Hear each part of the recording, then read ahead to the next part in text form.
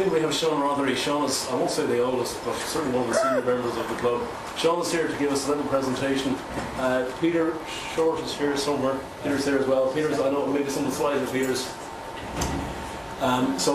No, none of them mind. They're all Sean's one because. Except Peter, there's a small involvement. I rang you said, look, maybe we'll talk to Sean, get Sean in here. So. Oh, he is involved. You'll tell him. I'll tell you later how involved he is. Yeah. So what I want to say is Sean's presentation. He said to me, look, the presentation is about the early days of the IMC and it's about the personalities involved. The presentation is called IMCBC. So we'll hand over to Sean. Sat on a climb, sat on a hold. VBRAMs did come in a few years later and solved the problem for an awful lot of people. But our early days, there was no equipment of any sort. Old Army ice axes you bought quite cheaply. Old Army anoraks, parachute kind of anoraks, commando rucksacks, which is probably the worst rucksack that's ever been invented. Because if you filled it heavily and you were on a climb, you could topple over backwards, as well as the fact it had a most uncomfortable way of sitting on top of your hips. So the gear was pretty primitive. I remember, I'll talk about that later when we move on to it, but the first serious climb I think I did in Glendalough was Expectancy. And I did that with, that was led by Andrzej Kopczynski, a Polish. One of the best climbers in Ireland at the time was Andrzej. Andrzej was one of these emigre Poles who left Poland just before the Nazis invaded, and there were hundreds of thousands of Poles actually joined the British Army and Navy and Air Force. And Andrzej had been a lorry driver across under Monte Cassino. He had to travel on the front line of Monte Cassino carrying munitions, so under fire all the time. Andrzej was a daredevil character of the First Order. In fact, in UCD in those days was full of ex-RAF and ex-Army. We had a guy in architecture called Kirkwood Hackett who won the DFC for his a raid. He was tail gunner on a ship, on a Lancaster bomber, which was the first bomber that bombed Berlin. So the place was full of. There was a guy called Mick Hillary who was in the Burma campaign, who had a gun, and he had blanks in it. And when he disliked anybody at an architecture meeting, he'd stand up in the back of the hall and he'd say, "Stand up," and he'd fire blanks from his Webley revolver at him. So those days as students, we were children compared to them. So we had these people who may have been not more than 3 or 4 years older than us, but we were just out of nappies as far as they were concerned. They were really, really tough characters. So Kopczynski was that kind of man, and he teamed up very much with Fred. Fred was a super rock climber, and I remember my first climb with them was the first ascent of Expectancy. But before that in Camaderry, Peter Kenny and Frank Winder had already done Cuchulainn Groove, which I think hopefully is still considered pretty hard today, but they did that in those early days, early 50s. I just move on a bit, and I may come back to Camaderry afterwards to talk.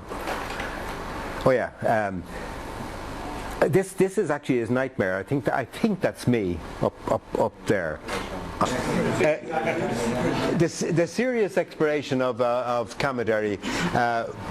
Peter Kenny, at one stage, Peter Kenny and Frank went off to England to work for a short while. But when he came back, I teamed up a lot with Frank. So most of my early climbing, in fact, was I partnered Frank on Camaderry. And one of the first climbs that I led and found was one I'm still very proud of, is Forest Rhapsody. I still think Forest Rhapsody is a kind of an elegant climb that suited my particular personality. You could actually lie for an hour up on the ledge anyway, in the sunshine, which didn't suit some members of climbing in those days, particularly an individual that you may all know called Joss Lynham, because Joss actually was a man that was always in a hurry, so he wouldn't have, Joss would never have sat around on a ledge for an hour or so in the sun. Spillican appears there, so I'll talk about Spillican, even though slightly out of chronology.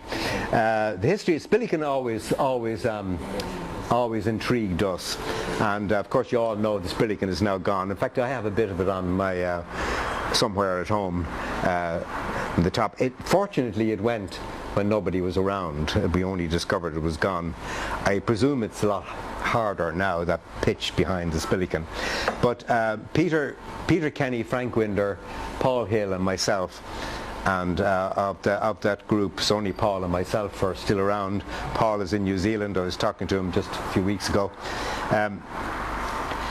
We did Paul and I did alternate leads in the first few pitches, which are fairly easy, and I think Peter Kenny eventually did the Crooks pitch, which was pretty ferocious at the time. So Spillikin for a long time became the kind of the scimitar. Frank and I did earlier. Nightmare, I'm not sure who did the first free ascent of Nightmare. I did the first free ascent of the top pitch of Scimitar. Frank had top roped it. So we did a little bit of top roping in those days. Sometimes we did top roping. This is a typical rock climber of the 1950s. This is me. As you can see, I'm a lot thinner. I'm not particularly fat now, but I was a lot thinner in those days. We all smoked and we all drank. We smoked quite a lot. So those are the boots that we had. Pit and hammer, of course, hanging at the back. The only thing missing there is a cigarette. I usually was, my early climbing, you see me with a cigarette. Nearly everybody smoked in those days.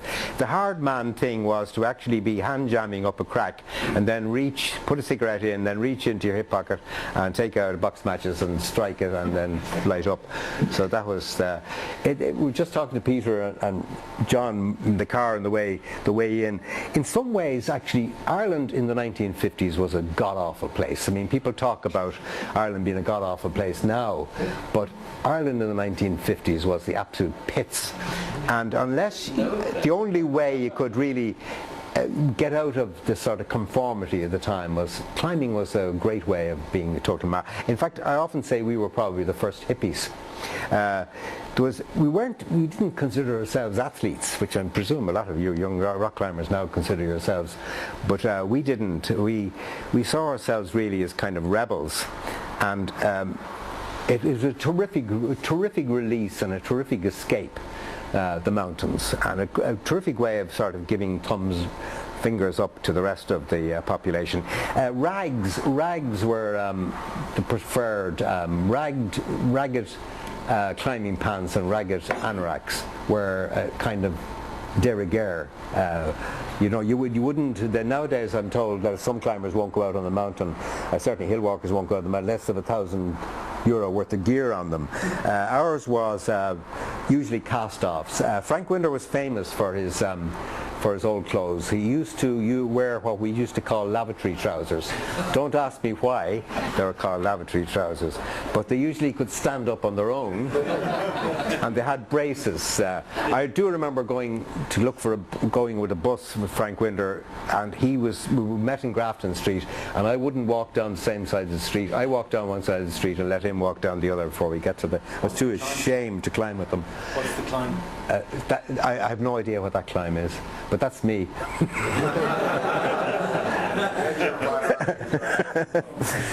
My first alpine trip was to the Zillertal in Austria, and I went with Frank Butler and Brendan Moss, and they had already been 1 year. They had already had one season in Austria, and I think the only reason they asked me was that I actually had a rope. I had a nylon rope. I had one of the first nylon ropes. I had a job, because I qualified in 1951, so I had a wage, and I bought a nylon rope, and that was the only reason I think they asked me to go with them. We had a great trip to the Zillertal. We climbed everything in sight. We also went to the Riken, which was Frank is, I'm afraid, no longer with us a long time ago. I'm not sure Brendan went to Canada. That was the Riken group, very interesting group of rock peaks, and we climbed everything you can see there. In fact, we traversed most of that ridge in one day. We just literally went mad for climbing. We found Austria wonderful. There were no proper maps and no proper guidebooks. We used Frank Smythe's book Across Tyrolean Hills as our guide. Now, Chamonix. And I stress this slide was taken, as you can guess, many, many years later. In fact, it was taken when I did the walk across the GR5.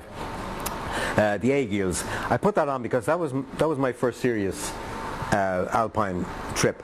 I went with Frank on a motorbike across France to Chamonix in 1953, and it was very bad weather that year. And we stayed in the Biolay hut, which is where all the climbers used to stay in those days. With no money, Frank Winder lived mostly on tomatoes. The Biolay was a horrible place, a huge Matratzenlager, packed with climbers. And the first English, British climbers and Scottish climbers were coming to Chamonix in those days, to the extreme annoyance of the French and the French guides, who hated the British climbers because they were pretty good, and they started to do things that the French thought only they could do, and that nobody could reach their standards. In fact, the first couple of days I was there was in fact the first time that Joe Brown appeared in Chamonix. Willens had already been in Chamonix the year before but hadn't done very much, so Willens persuaded Joe to come out with them, and they arrived at the Biolay. Willens with his girlfriend, who eventually became his wife. I do remember Willens coming into the dormitory one morning and saying to her, "Have you any jam?" And one of the mornings we woke up, there had been a heavy snowstorm during the night, and Mont Blanc looked absolutely fantastic in the early morning sunshine. And Joe came out from the dormitory and looked up and said, "It looks scabby up there." So those were the two that went on then to do the Drew. To the extreme annoyance of the French.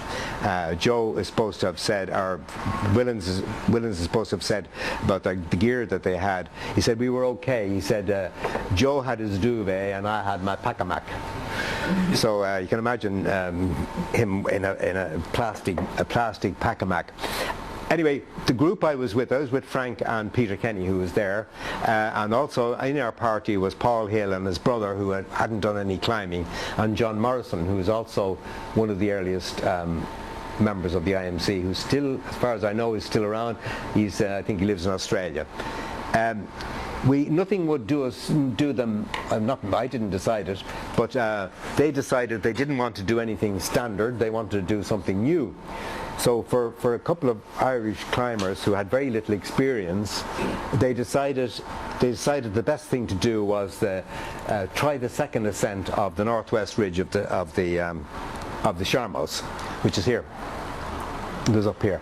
It had just had its first ascent by two of the French who had been on the first 8,000er, not Terre and Rebuffa, but the other two, I think Schatz and Cousy. I think John Murray is the expert on history of mountaineering. Am I right? What? Okay. I think it was Schatz and Cousy. So we decided we'd do that, which of course is an absolutely crazy thing to attempt, considering we had so little experience. For warm-up, we did every British and Irish climber did the Aiguille de Lem. The Aiguille de Lem, the French knew as the Dortoir d'Anglais, the English dormitory, because everybody thought it was just a great rock climb and you just go out and do it in a few hours, and they spent 24 hours on it. So it was known as the dormitory, and you could see the lights of people who were benighted on it. So we started off anyway, four of us, which is too big a party to start with. We met two top English climbers on it and decided we were going to join up with them. So we were ended up with a sort of really big rope, and we were a long time, and we got very near the summit, and I remember I think I was last on the rope at this stage, and when it was said that they couldn't make the last 100 feet or so because of some problem of a loose boulder and a pendulum. So we decided to abseil off, and of course got caught by darkness somewhere up here, and I remember them sending me down a gully with stones rattling down. Nobody had any helmets, of course, in those days, and we decided that it was too dangerous. So we decided to bivouac on a very sloping ledge, but we had pitons and we managed to tie ourselves on. And I do remember that Frank Winder, who was a great man in those days for different kind of experimental drugs, and Frank had taken Benzodrine so that he could do keep going instead of falling asleep. So this was beyond Frank's time frame. So Frank started to sort of fall asleep in the most extraordinary places.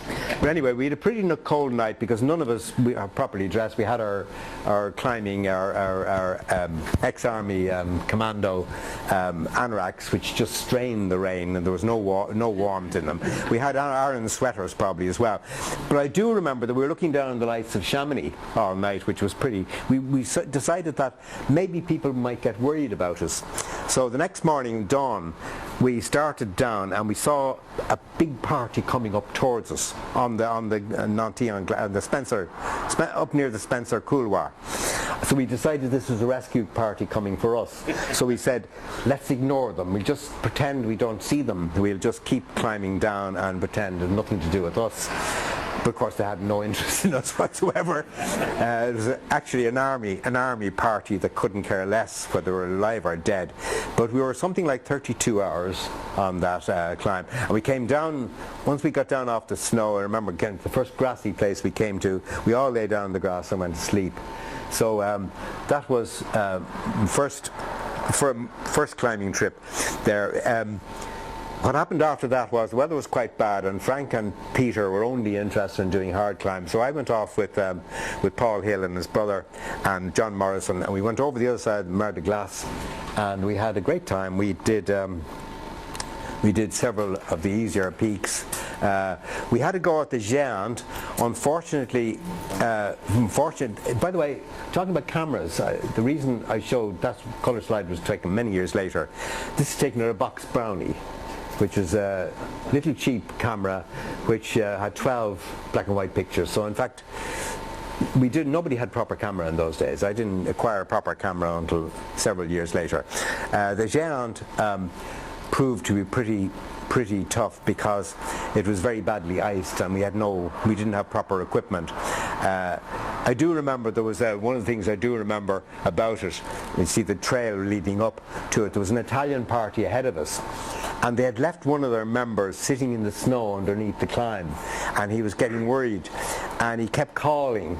So I still remember that plaintive call, Gino, Gino, coming from as we failed on it and retreated, abseiled off, and this guy wouldn't even speak to us. He was so upset. He was just sitting there in the snow waiting for his pals to come back. Anyway, the Recon, I don't know whether again is there any expert, that was a very easy climb actually on the Recon. It has a special name, it's WAD or something, but I can't remember what it was. I remember I did it with John Morrison, and there's an easy way up the snow gully on the left, which goes near the Plan, which was climbed by Paul Hill and his brother. I remember we met them on top. So we had a really interesting time. And then later on, I haven't got any slides of it, there is a photograph of the climb in the 1959 edition of the Irish Mountaineering Journal. Frank and I did, the hardest climb we did was the Aiguille du Roc, which was a very steep rock spar to the left of the Grépon when you go up the Mer de Glace face the Grépon. And we joined up with two Scottish climbers who actually, I've forgotten their names, but they became two of the hotshot Scottish rock climbers. It had, at that time, the final pitch was one of the hardest pitches in it's called a six superior or something, and there are all sorts of tricks you're supposed to do, like lasso the top or whatever, and the top was only big enough for you to sit on by one person. What I do remember most about it was a very hairy abseil descent off it, because we'd never had enough rope, and in those days people had would abseil sometimes from cut a piece of old rope or have pieces of old rope that you use as slings, and then with a carabiner which you'd have to leave behind you, or else thread your rope through the sling and it might get jammed. So several times on that descent we had hairy moments of the rope jamming, and I think I'll try and go back actually. Oh, no, only thing that's happened there.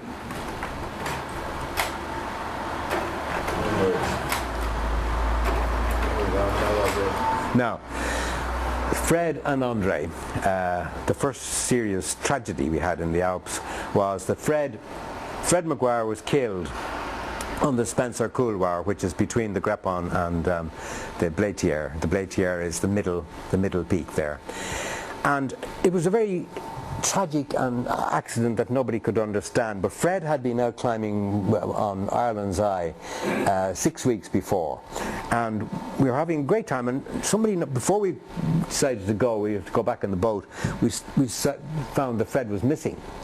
So we went to look for him, and we found him on the other side of the main stack, upside down, within a few feet of the water. The tide was coming in, with serious head injuries. He'd been typical Fred.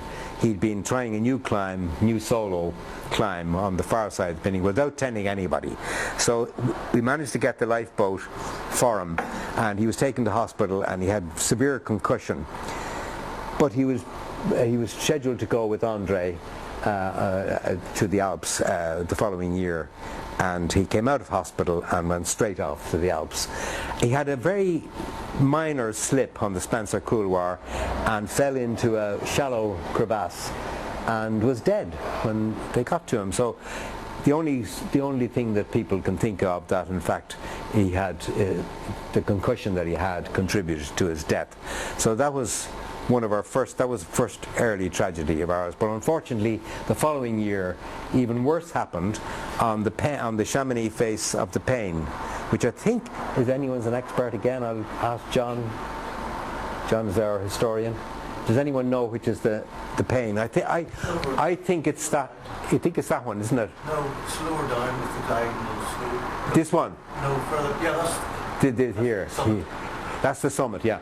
That was considered a pretty hard rock climb. And Frank and Peter and Andre were doing that. And again, one of these stupid tragedies. They had decided sometimes when you're abseiling, you find there's an awful lot of rope slings left around. And the temptation is to use them. Even though the guidebooks, everybody says don't use them, put your own new rope on, because nobody knows how long they were there. But the first two down, Frank and Peter, abseiled down, and the slings were okay. And Kopczynski decided to go last. And as he came down, the slings broke, and he fell down close to where Peter and Frank were, and he kind of more or less died in their arms during the night. So that was both Andre and Fred, who were two of early pioneer alpinists and climbers and great characters, died and are buried in Chamonix. Peter Short and I went to look for his grave, but unfortunately we should have done our homework, I suppose, beforehand. I imagine that maybe next time we go, we try and find the register or something, see if we can find their graves, because they're both buried there. Quite recent years, relatives of Fred found out that I'd written something about this, and they rang me, and they were delighted to hear that they'd no idea where he was buried. So I said to them, and I don't know whether they've actually tried to do this, to try and find the register of where he's, but anyway, unfortunately, Chamonix, one of the things you do in Chamonix maybe is go and visit the graves of your friends. We used to do a lot of snow, quite a few people here have probably done it. I'm not sure, Bill, whether you're in that. You might. I said Noel Brown, I think, is in it. And I think Noel Masterson may very well be in it. Ingrid, can you recognise? No? I think that's Noel Brown over here on the right. But this is top of lug, camping on top of lug in winter, in terrible gear. Very often camping on top of lug meant a flattened tent and holding the tent over your head. Anyway, Nuala and I got married in 1956, and I always wanted to go somewhere. I had a good job, so I didn't actually need to emigrate. Everybody was emigrating in the 1950s, much worse than today. And I wanted to go to the Himalayas, but I couldn't get there because I couldn't get a job. I tried to get a job with Le Corbusier, who was building the new city in Chandigarh, but I couldn't get a job there because one reason was Maxwell Fry and Jane Drew, who were the British architects who were working with Le Corbusier. When I wrote to them about it, they were pals of Michael Scott, and I was working with Michael Scott, and I was called down to the office one day, and Michael said to me, I hear, Sean, that my friend Maxwell Fry says you have an application, you're looking for a job in India. Are you not happy here? So that was sort of as if to say, you know, I'm not going to let you go. So after that I had to look secretly for a job. And I got one eventually. A letter came from Kampala, and the job was in Uganda. Now, Africa fascinated me, particularly Uganda. I didn't want anything to do with Kilimanjaro, because Kilimanjaro is really just a one-trip mountain. You can see it down the bottom right. I was very much more interested in Kenya, but Kenya was totally out of bounds because of the Mau Mau. The whole Mau Mau activity was gone. Kenya was out of bounds. You couldn't get anywhere near any of the mountainous areas you can see in the middle of the picture. My job, of course, was in Kampala, which is here on Lake Victoria, mostly flat kind of country, and Uganda was one of those places that are almost surrounded with mountains. On this side here, Mount Moroto is a big brute of a mountain, almost as sort of sprawling mountain that Kilimanjaro is, spreading out over the plains, and then beautiful rock mountains called Kisum and Kadam up along here, and then Mount Moroto all the way up, very desert country in Karamoja. Down the south are these fascinating volcanoes, the Virunga volcanoes, where nowadays you go for trips to see the mountain gorillas. And of course the prize is the Ruwenzori, which of course fascinated me because those of you who know the Natural History Museum, the statue standing outside the Natural History Museum is Thomas Heaslip Park, who had been with Gordon on the famous relief expedition to Khartoum, and also had been with Stanley on his trip from up the Congo and into East Africa to look for the source of the Nile. And Park was probably, almost certainly, the first white person to see the mountains of the moon, because up to then they were known in Ptolemy. Ptolemy had talked about the mountains of the moon, the Luna Montes, as the source of the river Nile, but nobody had ever seen them because the weather is perpetually bad in the Ruwenzori. They're 60 miles long, and they're really much more interesting mountain area because it's such a wilderness. So that was my dream, was to set up a little expedition to the Ruwenzori. But of course I had to earn money first. So most of our trip, Nuala and I, was in this Fiat 600, which we brought home to Ireland. By the way, it had a wonderful number plate, which I kept in Dublin for 2 years, UFO 782, which I still have at home. It's a great number plate. I went back to Uganda a few years ago and noticed the U is still there. It's still used in Uganda. So that was a great number plate to drive around Dublin in, by the way.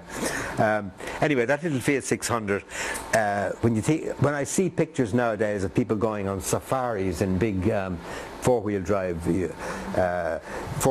yokes with guys with guns at the back, and I think it's a wonderful. We went everywhere in Uganda, into game parks which are crowded with animals of all sorts, in that little Fiat 600, and after a year with the baby in the back seat. So it went everywhere. We were able to, we could dig it out of sand drifts with 2 tin plates. We used to have 2 tin plates with us. When it went into a sand drift, we simply kept the wheels straight, dug a track for it, and pushed it.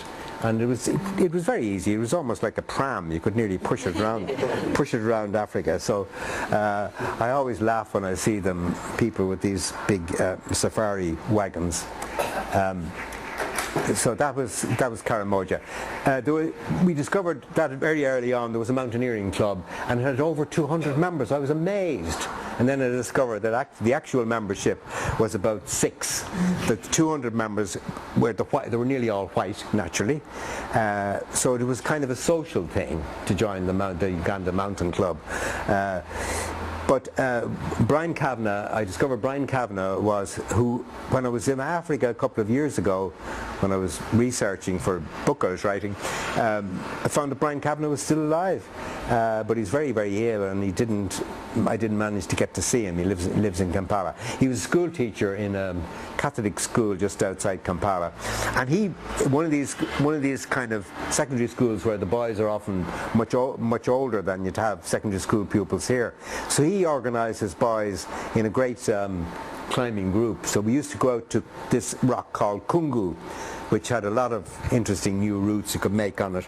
Kungu, unfortunately, later on became a bit of a thing that characters started to ask you to pay for climbing on it, because they were looking after the spirits of the rock.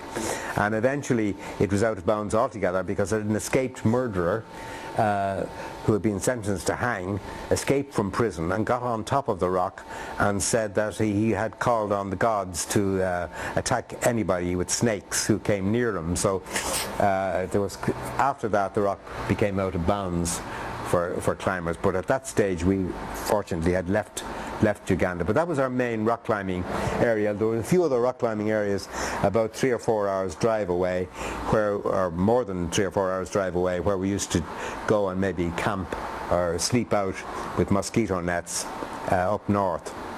There were lots of those trips. So the first serious climbing we did was down to the Virunga volcanoes, sometimes called the Bufumbira volcanoes. They're really very beautiful mountains. This is Muhavura. And we arrived there, a group of us arrived there and found that the guide that we were supposed to have to take us through what's called the shambas in the lower part of the mountain, very, very thick vegetation with trails all over the place. Someone else had grabbed him. So we had this weird individual that arrived with a big panga under his arm, a loaf of bread in his pocket, and a coat tied with string. And he said he knew everything about Muhavura. But when he led us through the shambas in the beginning quite well, but after we got up the sort of steep slopes with all the strange vegetation, these mountains are about 13 or 14,000, but you're climbing, of course, from a much higher level. Sometimes there's tipped with snow at the top. We found that he knew nothing about the mountain, and in fact on the way down he slipped and fell headlong with his sharp panga in his hand, and we thought he'd impaled himself on it, but in fact he got up and just took the panga under his arm and took the loaf of bread and was nibbling away at it on the way down. And when he came to the bottom the next morning, he came to look for his pay, and very like Africans do, everything is done in a very elegant, sort of nice way and dignified way. And he looked up at the mountain. He said, "There it is," he says, "that is Muhavura," he said in Swahili, "that is Muhavura all the way from the bottom to the top." So I've never forgotten that phrase. I thought it was very nice. This is the really beautiful one that I wanted to climb, Sabinio, but it was very, very difficult to get to, because you had to arrange with the local headman of one of the tribes. It's just inside the Belgian Congo. Of course, the area where there was terrible trouble in recent years. It's very close. Muhavura, by the way, is on the borders of Rwanda and Uganda, so it was an area where all the massacres took place. So Sabinio was a bit out of our league because we didn't have enough time to organise a trip to it. But the Ruwenzori eventually came about. Before that, I managed to climb Imagit, which is up in Karamoja, in the distance there. Had this experience on it where I did a stupid thing about, first of all, climbing it entirely on my own, no maps, and it was I was going to do a complete circuit and discovered that it was far too long, and it made a foolish decision to come down to a river bed and try and find my way down the river, and of course discovered that the river on each side there's such thick thorns that it became an absolutely epic trip, and I managed to spill all my water from a flask near the top of the mountain, so I had nothing to drink. But fortunately I met a young Karamojong in the woods, and he brought me to a place where there was a water hole. That's a boma that you can see there, a Karamojong. Karamojong are a strange tribe of the men, only the women do any work. The men spend their time hunting, they're naked, and spend their time hunting and doing their hair. So Ruwenzori was the trip. I managed to organize a little expedition. I had a really great guy called, oh Christ, I'm trying to remember his name now, I'll remember it in a minute. Ralph Naylor, who is a physics lecturer in Makerere University. He hadn't got much experience of climbing, but he was very, very straight and steady sort of character. And foolishly I decided, we did a lot of reading of mountaineering literature in those days, and there was some kind of idea that you had to have 3. I think it was the lighthouse keepers, wasn't it? That lighthouse keepers you had to have 3, because of the other way, if one was a murder, you know, it could easily kill the other and say he fell overboard. So I decided that if one of us murdered the other, we had to have a third person. So I advertised for a third, and I got this answer from Kenya. A guy said he was good. I won't tell you his name. In my book I call him George. I won't divulge his name in case he's still alive, but I call him George. Anyway, George turned up and said he was experienced, that he'd done alpine climbing and he was an experienced mountaineer. So I was quite satisfied with that. I didn't bother looking into his. So we arrived anyway for this trip, and we had I think 20 porters and a headman. And all the loads had to be carried. The idea was that you started off with 20 porters, and after the first 3 or 4 days, I think it was, when you got to the upper cirque, that most of the porters went back and you were left with 6 or 7 who stayed with you for the rest of the trip. So one of the problems you had, of course, the Ruwenzori in those days, was that there were no tracks. So you had to use pangas to cut tracks through this sort of really jungly rainforest, particularly the lower bits, which were thick elephant grass. That's the Nyinabitaba Valley. These are the porters. The Bakonjo are absolutely wonderful characters. They're a bit like the Ryan that you find that we had in Khumbu in Nepal. They're small, skinny individuals that carry enormous loads with a rope which comes across the load and across their neck. You're supposed to supply each one, apart from the wages, which are given in coins. So a big leather bag of coins had to be carried. One person carried those coins, and of course in the village before we started off, the guy with the coins immediately ran off into the woods. And of course we were a bit appalled, but then we saw the rest of them all killing themselves laughing. This was a standard joke that you did to the Bwanas. You actually pretended you were running away with the money. They were terrific characters, Bakonjo. They're really mountain people. They were such fun, and only in the early stages I realized that George was going to be a disaster, because we were barely in the first hour or 2 out through the elephant grass when every bramble seemed to hit him in the face. He tripped on stones. He cursed the porters, which of course you do not do, and they no doubt they had names for him. They had probably names for all of us, but they probably had particular names for him. So we had a 3-day trip up to the Freshfield Pass. There's 1 or 2 places where there are little huts, primitive huts. I remember there were rats in one of them, and we tossed for the 2 beds, and I lost, and I had to sleep on the floor with my head in and out of the sleeping bag, where the rats ran around the place. The Freshfield Pass was a wonderful place where you should get your first view of Mount Stanley. Very few people see the Ruwenzori because they're almost perpetually in cloud or in bad weather. And of course we got to the top of the Freshfield Pass, no view of Mount Stanley whatsoever. This was taken the day we climbed Mount Baker. I got a bad dose of mountain sickness. This is Kitandara Lakes, which is an extraordinary place with a little hut down at the lake, and I got a bad dose of altitude sickness. The others didn't. because we'd come up to 15,000 feet in just 2 or 3 days from 4,000, and it was the first time in my life, and at the only time that I got a really severe, except I had it on Mont Blanc, a really bad dose of altitude sickness. So I had stayed in bed for a whole day, and the others of course didn't move because I was supposed to be leading them. So the next day we did Mount Baker. Mount Baker was a pretty easy climb, but George was a total disaster on it. In fact, I got so savage with him that I felt like, doing something to him with an ice axe.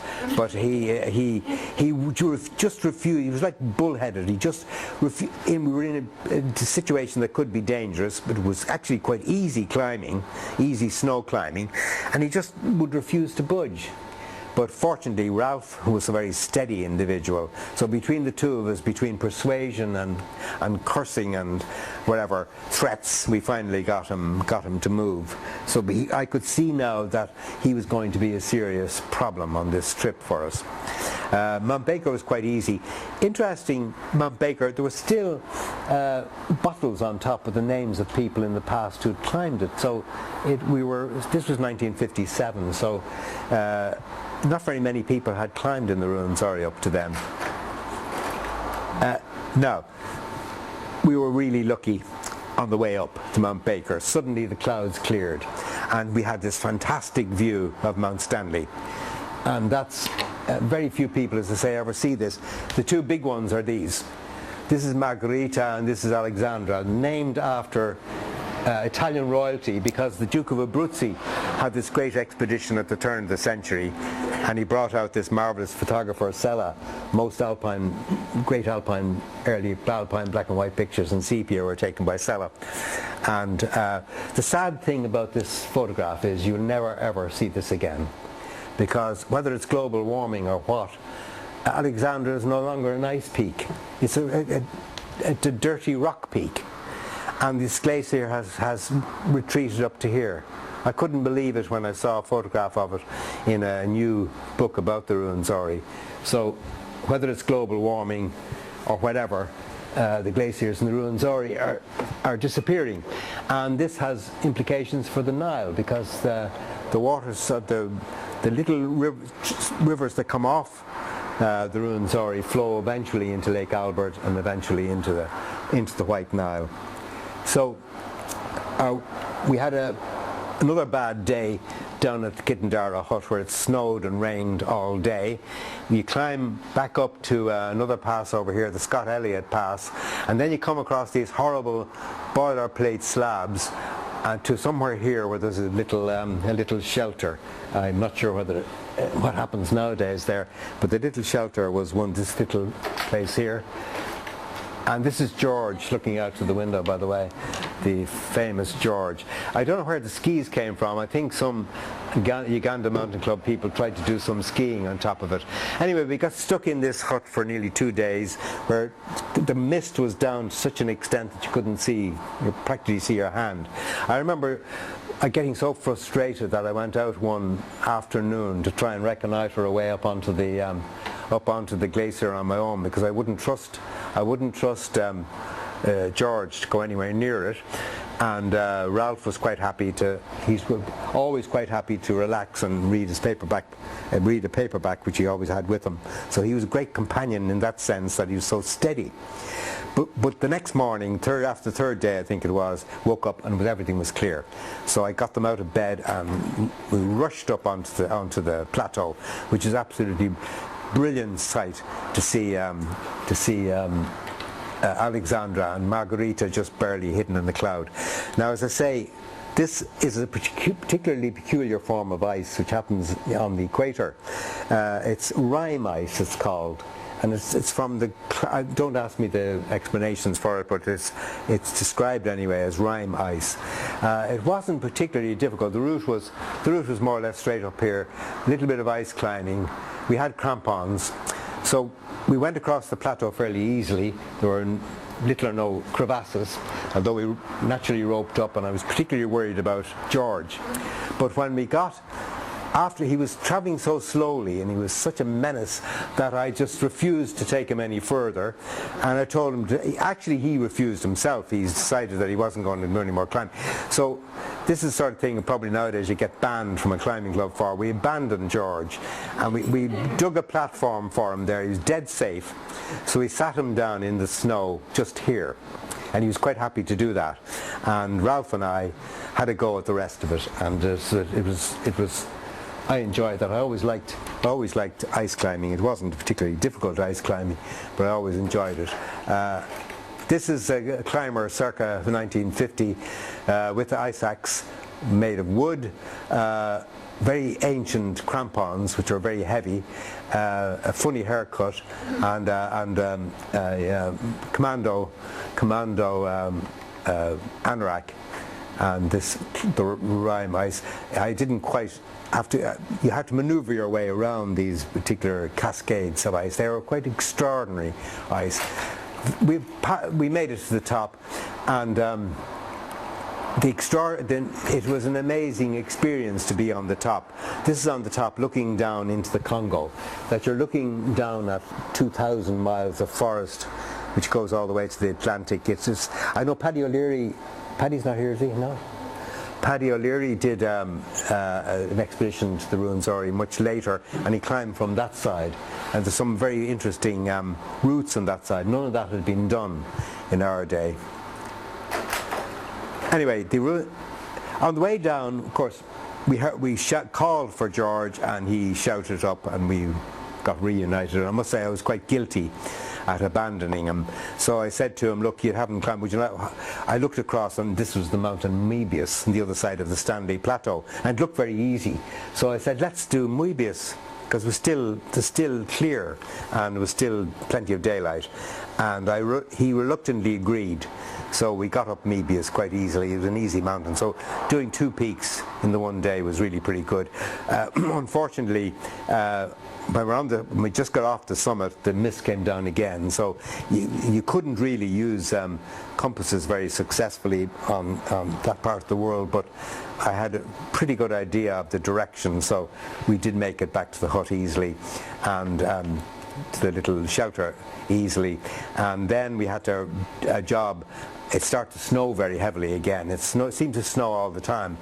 We made it back to the Scott Elliott Pass, where Wambali, the headman and one of the porters, the idea was that they'd wait there for us and help guide us back down to the Bujuku Valley. So we got down into the next valley, the Bujuku. This is Wambali with his faithful panga, which we use for climbing. This is a giant lobelia, one of the extraordinary vegetation that grow in the Ruwenzori. You get these ordinary garden plants that grow to gigantic sizes.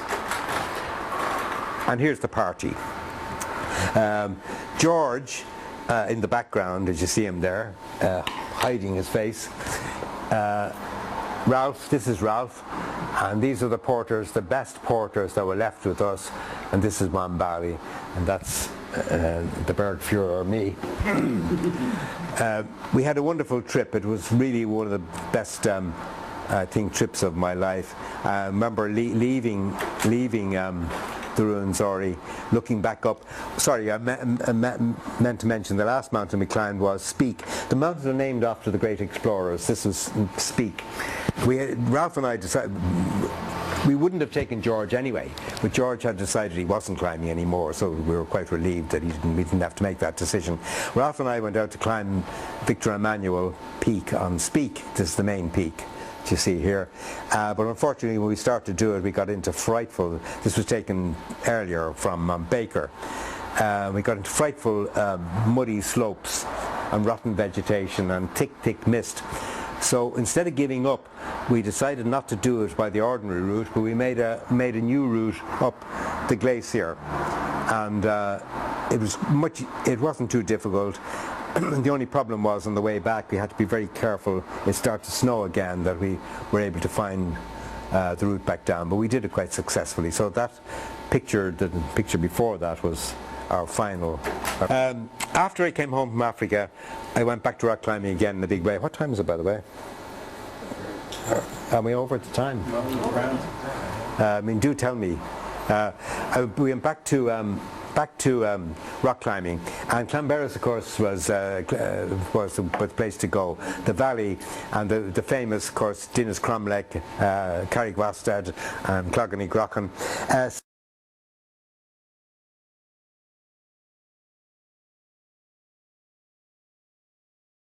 think the previous year. This is Ron James, who's another top English rock climber.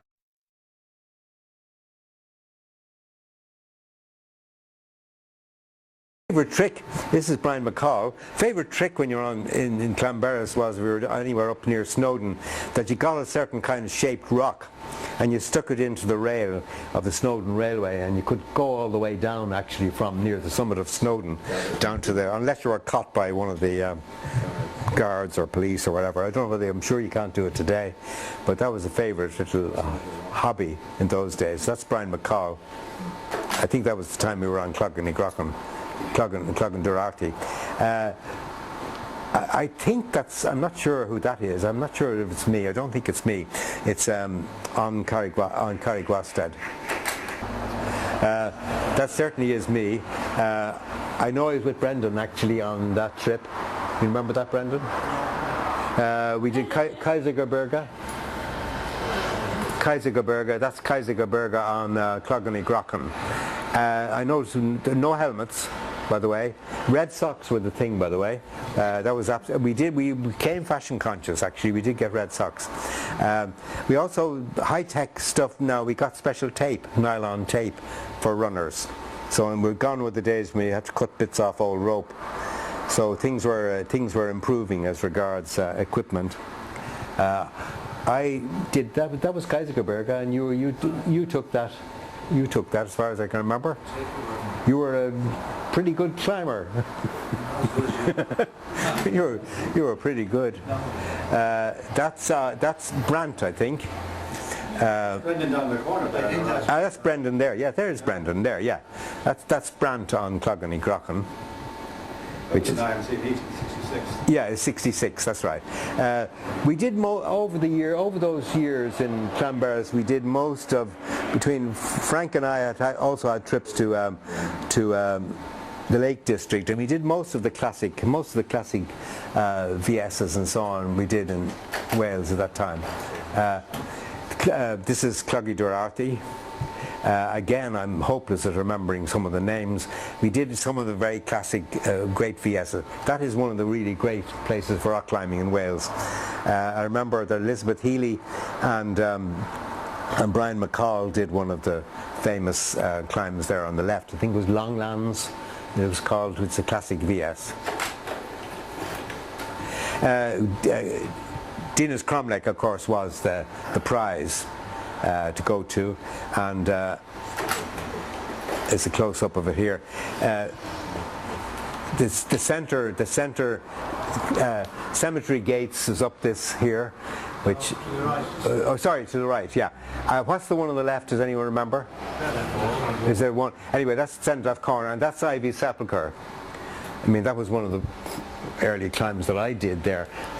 Unfortunately, I had my son with me at the time, and I can't remember his age, he was quite young, and I brought him up to the base, and when I was doing the crux climb, he started to call to me from the bottom, which is a bit distracting actually when you get your kids calling. Anyway, wonderful climbs on the left, wonderful, relatively easy climbs on the left. Spiral stairs, I think. Does anyone remember that one? Yeah, that's one of the classics, isn't it? Anyway, we did most of the climbs except the very hard ones. The cemetery gates hadn't been done then.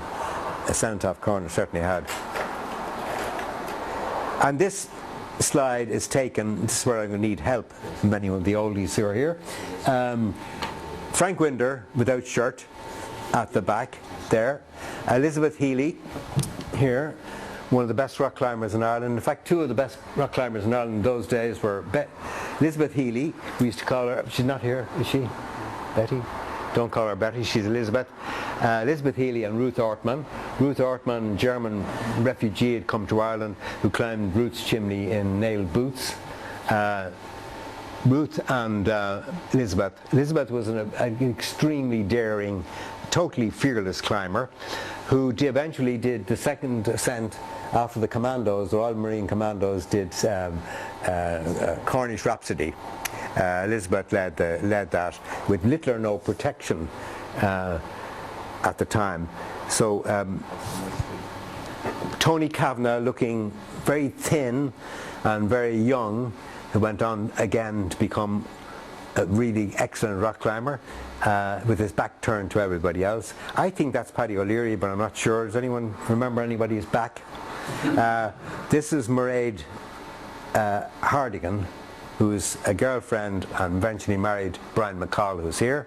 This is William Dick, and his pal from Trinity, I can't remember his name. And this is Tom Cullen. Tom died a few years back. So that's Frank here, sorry. Frank without the shirt, yeah. And by the way, the climb above it is Facilis Descensus, and I have the record for the fastest ascent and descent of any climb, because no sooner had I done the first ascent when I came off and fell most of the way down upside down. Fortunately, there was a runner that I put in advance, so Facilis Descensus, it got the name very quickly. That slide was taken in 1959, so that's a historic one. That's history. Climbing all over Ireland in various places. Sligo, I don't know whether anyone has climbed that pinnacle. It looks pretty unsteady, but Frank and Nuala and I did the first ascent of the nose of Ben Bulbin, which is a pretty hairy climb, because most holes were like drawers. You pulled them and they came out in your hand. I do remember about it that when we got to the top, there was a burst of applause. There was a whole group of people cutting turf down below and been watching us, probably waiting for us to fall off.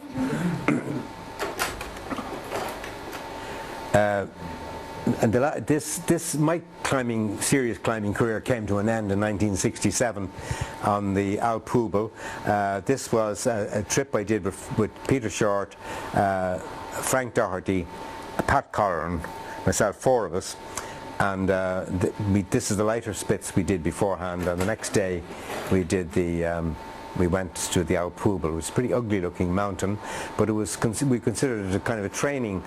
Were we thinking of doing the Zumut Ridge? We were thinking of the Zumut Ridge. So this was done as a training go. Anyway, I'm not going to just try and get the story quickly. Somewhere near the top, there was an English party ahead of us, Richard Hale and a novice climber that he was leading, pulled a big boulder off, and I was last on the road. Peter and Frank and Pat Colleran were up this danger. He'd been warned in the guidebook that it was a dangerous gully for falling rock, so we were being very, very careful about it and getting up it quickly. And this guy pulled a huge boulder off, which came down. I heard the noise and heard the screaming up above, and I jumped off, and the rock just this huge rock, which is the size of a dining room table, just grazed, tore my ice axe off my rucksack and grazed my left leg, which was smashed. And I managed to get myself onto a little ledge where I tied myself on, and eventually with Peter, I was held by Frank Doherty, which was brilliant for him to do, while the English leader, Dick, and Pat Colleran went for help down the glacier. Peter came down and managed to maneuver me with great difficulty across out of the firing line of more stones that would come as soon as the sun came round on the face, onto a kind of a ledge where I could. So anyway, to cut a long story short, I spent 8 hours there. I was lucky to still survive. I had this space blanket stuff. They were just come out, those aluminium foil, and they wrapped me in that. But my left leg was smashed in God knows many places. I had broken kneecap, shoulder injury, and slight, not very serious head injuries, but I was pretty badly injured.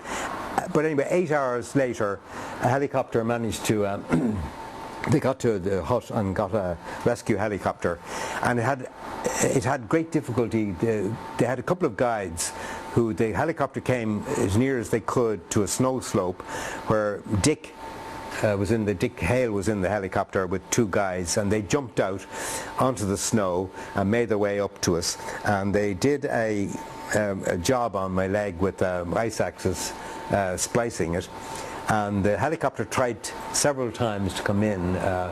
I'm sure Peter remember that it was pretty scary. You had to make an aerial ropeway to get you across to a larger ledge. That's right. I'd forgotten all about the aerial ropeway. Yeah. It just shows you how you can forget things. But it couldn't get to the ledge where I was on, and eventually it didn't have this proper rescue helicopters with winches. It was someone said it was a piece of climbing rope tied to the back of the driver's chair. That's the way it was described to me, and had a couple of snap links at the end of it. So the idea was it was pendulumed into me. The helicopter kept trying to come into the face, and the rope came in like that, and they had to grab it, and they had split seconds to grab it and clip it onto my waist. So I was sort of like a sacrificial lamb waiting to be slaughtered. If they missed, it would pull me off and I'd go down the face. So eventually they clipped it on, and the last thing I remember opening my eyes and seeing the ledge disappearing, seeing them on the ledge, and I was in the air, and I still hung on to the rope because I thought that it wouldn't, that they hadn't clipped me on properly. So I just had my eyes shut, and eventually I couldn't hold it any longer, and I just relaxed my fingers and hoped that I would still be there. And as I did, I saw the pilot looking out at the helicopter, and he was sort of did this to me, and I was able to do that to him. So they brought me down to a hut, and these shots were taken by Mike Westmacott, who just happened to be there, one of the pals of Joss Lynham's. And this is Pat Colleran on the right, by the way. Pat sadly is gone from us. This is me coming in with my legs spliced up with ice axe. Anyway, I never, my own ice axe vanished. No, they're all our ice. Oh, they're your ice axe, are they? Do you want it back? Anyway, I spent 6 weeks in that hospital, and they did a terrible job on me. I fell out of bed the first night. I wasn't looked after at all. I didn't realise I was and they operated on me a second time, and Nuala had come out and more or less told that go for a long walk, I mightn't be alive. When she came back. I survived that. I also managed to get tetanus in Zermatt, because Zermatt, the man who brings you up and down for an operation, also looked after the horses, and the way you get tetanus is with horses. So I survived Switzerland with great difficulty, brought back to Kappa Hospital. What was the lockjaw like? It was pretty awful. And they tell you that you have a 50% chance of surviving the antidote, because they give a huge thing that they squeeze. I do remember this awful Dr. Julian coming into me and saying, "Why have you not able to open your mouth?" So it was a dreadful experience, actually, that place, 6 weeks in that, where I was visited by all sorts of climbers came in, including, sadly now, at least 2 climbers that have died on Everest. One that I remember was Nick Escort. But they used to come in and eat my grapes. That I do remember. Anyway, I was shipped back home on 3 seats of Aer Lingus plane that I had to pay for from Zurich, and brought straight into Kappa Hospital, where they took one look at me and they said, "Look, and I knew from their expression that they didn't fancy the job that had been done on me." So I spent 17 weeks in Kappa Hospital through all that year up to 1968. Came out of Kappa Hospital and couldn't walk properly for over a year, when eventually I was shown to a group of international experts came, and they decided that the Swiss operation that they'd done on me of steel pins down through my femur, that it wasn't working, and that the bones were being polished. So the only answer was, I was given 2 options: amputation, or an operation which would take bone off my hip, and a bone graft from my hip into my femur. And I asked what was the chances of success, and they said maybe 80%. So I said, do it. So I remember I went back into hospital again, and I spent another 17 weeks in Kappa, encased in plaster up to my chest, and on a plank bed. So I spent nearly 6 months in plaster. Came out and did. When I came out, eventually was discharged from Kappa, this surgeon, who is known as God, naturally, said, you must walk with a stick for the rest of your life, and you must not ever go skiing or mountaineering or climbing again. So my attitude to that was, sod you. So I did. From then on, I did a lot of, I still have a problem with my left leg in the sense that I can't bend my knee very well, but I never did, I threw away the stick eventually after. So I spent 3 years actually on crutches or on a stick before I could walk. And I came back okay. So 5 years later, this was the mountain I used to look out at from my, you could see a bit of it, the Brighthorn, beside the Matterhorn, to the left of the Matterhorn. I could see it from my hospital bed, and I could see people walking up, and my feeling was that I'll never again be on the mountains. So 5 years after I could walk again, Paddy O'Leary suggested a trip to Zermatt, same place, and I went with him. Paddy had started AFAS at that stage. And we had an AFAS trip to Zermatt, and Kevin Shelley's not here, is he? No. I remember Kevin was on it, and can't remember who else was on that trip with Paddy. I remember Pádraig O'Halpin was staying in. Remember Pádraig O'Halpin? You do. He was staying down in Zermatt. Pádraig has died. This is the AFA. We camped on the Trift, under the Trift Glacier, and I must say I had a more relaxed attitude to mountaineering at that stage. Probably because I had a dread of falling rock, but I managed not to get myself into any trouble. We did the Velen Coupe, which was a really nice climb. Who was it did the, there's nobody here who was on that trip. No, I'm thinking of the Tetons. Two or three of the party did the Weisshorn and had a pretty epic experience. That's Kevin Shelley, by the way, standing with his, in a stately fashion, in the pink shirt. And we ran out of food. What we had was we had oxo cubes, which we made into soup. So it was a great trip. We went early in the season, so the snow. What was really nice was to see the spring flowers growing up through the snow at the base of the glacier. But however, I did. That's the Velen Coupe. I did actually fulfill one thing. Was I stood on top of the Brighthorn, the mountain that I was watching all that time from the hospital bed. I eventually did the Brighthorn, which was very easy. We actually didn't bother with crampons. We actually cut steps up it, and we were followed up by a bunch of skiers who walked up our steps so that they could ski off.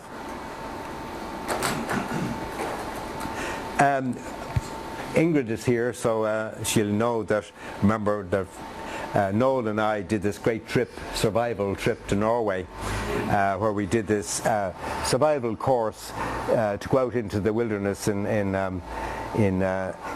Norway and light fires and make shelter in the deep snow.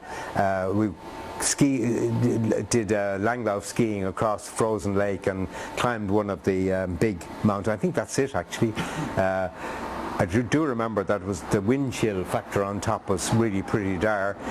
The temperature was minus 26 with wind, and you really would die on top very easily. But skiing off the top, even with Langlauf skis, you quickly got out of the danger zone. But that was a great trip. I got involved. Nuala and I both started to do long distance walking. I started in 1980 and I did the GR20, which is up the middle of Corsica. It was a great trip where you could sleep out actually. The weather was so good you could sleep out, and you end up climbing Monte Cinto as one of the last peaks in it. In 1993 when I retired from Bolton Street, teaching in Bolton Street in 93, and decided to do something as a kind of a retirement idea. That year I did the Kerry Way to start with, and then I did the GR5, which goes the whole way down from the Hook of Holland through Holland and Belgium there and the Ardennes, then into the Vosges, down the whole ridge of the Vosges and the Jura Mountains, then traverses the whole of the French Alps to the sea. That was a trip that took 4 months. One of the nicest parts of it actually is to do the alpine section of it from Lake Geneva, Lake Léman to Nice, which is an easy 39, 40 days probably if you want to be. I met a guy on it who was running it, by the way, who was running it in 5 days, doing 60 kilometers a day and carrying no food or water. He was drinking out of streams. And I believe it is quite one of those kind of endurance things, Ironman things that they do, is run the GR5 from Lake Léman to Nice over the whole route. Complete lunacy. Nuala and I did, over the years, I think one of the really great walks is the Tour d'Oisans, which is the circuit of the Dauphiné. Nuala broke her toe with the lawnmower 3 weeks before we went, so she couldn't wear climbing boots and had to do it in runners. But we managed the whole thing. Another route we did was the GR34, which is in the Brittany Coast Walk, which is I highly recommend it. Anyone who likes plenty of nice French food and wine, it's well worth doing from that point of view. In recent years, few of us we've gone to the Dolomites for long walks. We've done the Tour Mont Blanc, which is one of the really great 8-9 day walks, the whole Tour Mont Blanc. This shot was taken when I did my long walk. I don't know how I do know how I managed, because Nuala was with me for that 3 or 4 days that we were in the Chamonix section of the GR5. This is on the Col de Brévent, looking up at Mont Blanc. Really, some of the variations that you can do on that walk are the high level routes, and they were well worth doing. This is GR55, I think it's called, which is a variation of the GR5, which normally goes down into the valleys and across these horrible ski slopes. So the GR55 takes you right up into the mountains. So I really enjoyed that part. And this is the last view of Mont Blanc, looking north. It's a wonderful. So I think that was one of the great trips that I really enjoyed most, and one thing that's absolutely memorable. That is in 19. Who was on that trip to the Tetons? And Joss and William, Bill Hannon, and Noel Brown, and Joss, Noel Brown, and Noel Masterson, and Frank Winder, of course. And Joss and I did Disappointment Peak, which is this one here. And the day we were doing it, I think Frank and William, you did the rock route on the right, didn't you? Yeah. You did that one on the right. And then later on, William and Frank did Grand Teton, which is one hell of a... How long did it take to do it? 20 hours. 20 hours. You were lucky. Yeah, it was a ferociously difficult climb. Disappointment Peak was called Disappointment Peak because they thought it was an easy way up Grand Teton. But in fact, when you get to the top, there's a massive cliff.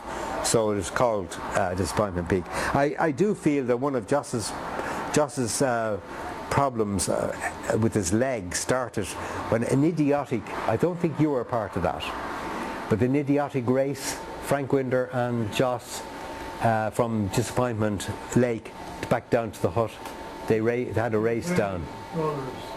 In runners, yeah. Yeah, and his leg was quite... He got a very strong antibiotic. He did, that's right, yeah. Yeah, it was a very extraordinary trip. I do remember some things in it. I mean, Frank was a great man for anecdotes about him. Not that Frank had any, but Frank would recite Yeats. But I do remember Frank had a very peculiar attitude towards economy. When we stayed in this hut, which was incredibly cheap and incredibly uncomfortable, and there were no pillows. So I was the driver of this people carrier, and I drove into Jackson Hole to a big Walmart, and I bought I think a dozen pillows for $1 each, and I came back and I gave them out, and Frank gave one to Frank, and he says, how am I going to get this back to Ireland? So that was Frank. That was Frank. Professor in Trinity. Highest salary. Anyway, that was a great trip, and I did, this is Frank, Joss and I on top of Cube Peak. Nice easy rock climb. Frank again had one of his epics on it where he climbed a corner. Sorry? William is on the right. Yeah. Bill Hannon. That's Bill Hannon. Well, where's Joss? Just not there. Fell off. No, he's not. Oh, no, sorry. Joss took the picture. Sorry, that's William. Joss took the picture. You're right.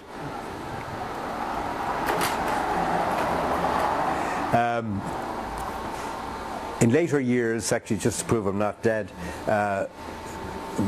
Robbie Fenlon of Everest fame has done some great trips to the Himalayas, and he brought us on a trip to we walked all the way from Jiri instead of walking from Lukla airport. We walked another 6 days, so we were 12 days walking up towards Everest, and we were very lucky because we got there was snow warning, and very heavy snow came, and nearly everybody who was on that walk just disappeared. They didn't continue on. So we had those marvelous mountains almost to ourselves. It was, I think there's that Ding Bosch. Can you remember? Yeah. Yeah. That trip we did up into Ding Bosch was just fantastic. We had Amadablam on one side and the whole ridge of Lhotse and Nuptse, with Everest probably peeking out of the top on the left. And that strange peak at the back, is that Broad Peak by any chance? Or is it, I remember it was a lot of ice fluting on it. But we had a wonderful trip up from Parichi, and the party actually was beginning to be reduced in size because lots of people got sick of various sorts, altitude sickness and whatever. An early morning shot near Parichi in Ding Bosch, and on the way up to Kalapatar, and this is the day we had this horrific night we spent in Lubuchi, wasn't it Lubuchi? Yeah, where we found we had booked into the so-called hut, and the Sherpani had booked it to somebody else and wouldn't let us in, and so Robbie broke the lock of a storeroom that she had despite our protests, and we were all stuck in there, and one of our party had to go into a what do you call those bags? Bags. I mean, hours of using the bag to get her back. And the next morning, most of the party then went back from there, and John Murray, Peter, Robbie, and myself, and two porters, one or two of the Sherpas, Rai, Dana was one, and who was the other one that was with John? Does John remember? Yeah. Anyway, we started a very early morning in very, very deep snow, in darkness from the hut. And John, you tell me what you have. Have you got severely altitude sickness? Yeah, very, very suddenly. Well, I've been pumping down Gamma 5, Yeah. Because this thing's quite big. It's big enough to like a big travel bag. Yeah. Put it in and zip up. And it took two of the porters to pump it. And the foolish they said, here, that's the close. I pumped it about 10-15 minutes. Didn't feel any bad effects, but next morning, within a half an hour starting, suddenly hands cold, couldn't get them warm. Yeah. Really couldn't. Suddenly legs began to feel wobbly, and then that beat all went this way. Yeah, but it was a classic case. It was definitely a time to turn back. Yeah, it's quite serious when that starts to happen. But yeah. But we went on. The rest of us went on. I was with Dana, and Peter and Robbie were together, and we were on the way up to Kalapatar. And I think what was really wonderful that morning was when the first dawn came, just to see the first light coming across the summit of Everest. I think the Khumbu Glacier here was, I think, one of the great moments of my life. I found near the top of Calapatar, I decided I wasn't going any further. It was like having a concrete block tied to each leg. So I sat down on a rock. I gave my camera to Dana to carry on and take pictures, and Robbie and Peter went on to the top of Calapatar, and I started back on my own. And that was I think one of the greatest days I've ever spent in the mountains was coming back down from the base of Everest in sunshine, in deep snow, all the way down with Amadablam in the distance. It's one of those memories that I'll never forget.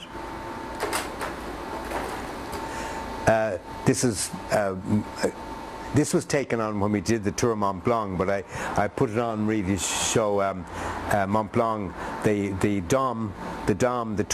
twin bosses, as you can see near the summit of Mont Blanc itself. And Robbie and Peter and I Peter and I did this. Robbie as our guide. How long ago was it? It was 2002, was it? I think I was 73, I think, when I did it. So it was a great tour. We did it early in the year, so the up from the couloir, up the fixed ropes was pretty heavily iced, and we managed it okay. This is me and Peter behind. I don't have any further pictures of that, but that was a great tour. I got another very severe dose of altitude sickness near the top, and Robbie suggested that he dig a snow hole for me and stick me in it and come back and collect me. So I took one look at this snow hole and I said, forget that. So I continued on up to the top, being almost assaulted by a French guide near the summit, because I started to get sick for about the 20th time on a kind of a knife edge, and he wanted me to get out of the way, and Robbie used some classic French language to him, and what he told him in French was that I was climbing in Chamonix before he was born, so he shut up. Anyway, I refused to move. I couldn't move anyway. I'd have fallen off if I had moved. Anyway, we got to the summit of Mont Blanc. In recent years, our trips have been very much to the far side of the world. Our daughter moved to New Zealand in the late 1990s, so we've been going out to New Zealand now for 14 years. Australia also, where our other sons are. Two of our sons are in Australia, but New Zealand has been our kind of stamping ground for a while. We've tasted most of I did the Tongariro crossing, where I managed to lose the sight of one eye on it and had to go and have an operation in Auckland afterwards, which has worked. We didn't succeed in climbing Taranaki. We did a nice traverse on Taranaki, which is a fabulously beautiful mountain. Then my daughter moved to the South Island, so we moved our activities down there, and since then we've done various things. We've done a 3-day trip on the Heafy track. We've done a wonderful walk, which I recommend to anyone who goes to New Zealand, is the circuit of Lake Rotoiti, and climbed on Mount Arthur and Mount San Arno. We did, that's Lake Wanaka, by the way. This is the Kepler. The Kepler track is somewhere through those hills, and that's Mount Luxmore. The highest one is Mount Luxmore. We've climbed that and done a 1 day's walk on the Kepler track. The best thing we've done in New Zealand was, in recent years, just a couple of years ago, was the Rootburn track, which I think Peter has done. Has anyone else done the Rootburn track? I think Jim, have you done the Rootburn track? Yeah. Jim probably did it in about 3 hours. We took 3 days. We were very lucky to have good weather on it. We've just come back from New Zealand actually last month, and we've done the Tasman Trail, which has to be one of the great walks of the world. Wonderful 3 or 4 day walk, which both my sons have run in a few hours. But we did a leisurely 1 day walk on the Tasman Trail just a few weeks ago, so that was really something. So that was taken about 50 years ago, and I don't think anything has changed much in all those years. Maybe the trees have grown a bit. So between the Three Rock Mountain and Lug, I think, is our stamping ground, and we always come back to Wicklow, which we all love. So thank you.